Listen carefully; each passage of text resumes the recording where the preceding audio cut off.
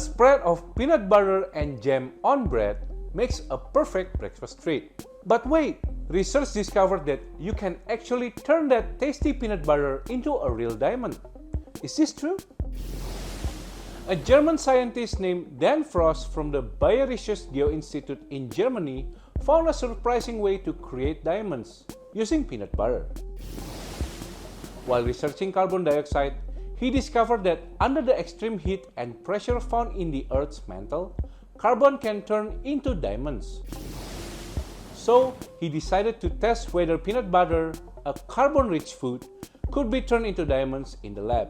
By applying pressure 1.3 million times higher than normal air pressure and heat comparable to 500 miles beneath Earth's surface, Frost managed to create a tiny diamond from peanut butter.